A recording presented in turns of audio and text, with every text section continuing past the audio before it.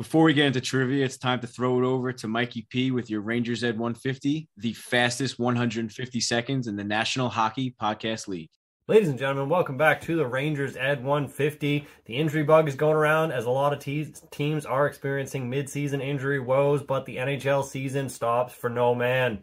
Out west in the Pacific Division, not much change here since last week, with Vegas, Vancouver, and LA occupying the top three spots in the division, followed by Calgary, Seattle, Edmonton, Anaheim, and San Jose. The Oilers had their win streak stopped at 8 with a 7-4 loss to the Tampa Bay Lightning on Thursday night, and they followed that up with a 5-1 loss to the Florida Panthers on Saturday night. Adin Hill returned to the Golden Knights lineup on Sunday night, but promptly left after 6.5 minutes of play in the first period with yet another lower body injury. Unclear if this is related to his previous one, but regardless, the Golden Knights will be without their starting goaltender yet again for some period of time. Further east in the Central Division, Colorado leapfrogged Winnipeg to regain that number one spot in the standings, leaving the division at Colorado, Winnipeg, followed by Dallas. Stars goaltender Jake Ottinger left Friday's game against the Senators after facing only 2 shots and surrendering 2 goals, and is now listed as week to week with a lower injury. So look for lower body injury, So look for Scott Wedgwood to shoulder a lot of that load in Ottinger's absence. Kyle Connor of the Jets is confirmed to be missing 6 to 8 weeks with that knee injury he sustained last Sunday in the Jets' 4-2 win over the Ducks. Connor is the Jets' leading scorer with 17 goals, so he will be sorely missed in that lineup. Finally, the Nashville Predators are quietly on a 4-game win streak with wins against Washington, Carolina, Philly, and Montreal. Preds have 3 tough ones this week against Vancouver, Philly, and Vancouver, Philly, and Dallas, so we'll see if they can carry that momentum forward and extend that win streak.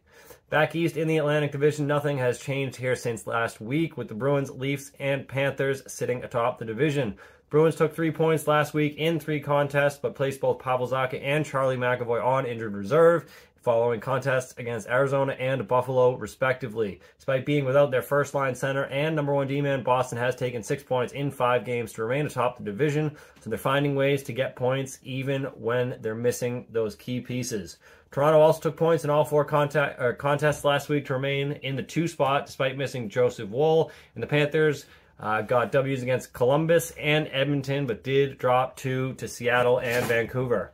Finally, in that Metro Division, we're looking at the Philadelphia Flyers, still in a top 3 position, ladies and gentlemen. Right now in the Metro Division sits Rangers, Flyers, followed by the Islanders.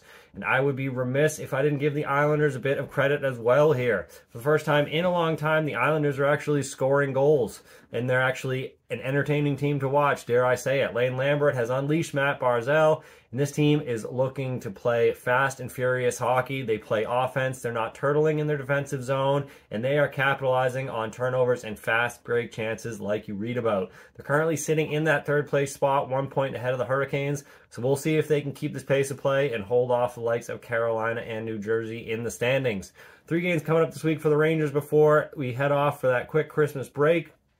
On Tuesday, the boys in blue are in Toronto. Then on Friday and Saturday, they are back home for a back-to-back against Edmonton and Buffalo. Should be good hockey until after Christmas. This has been your 150.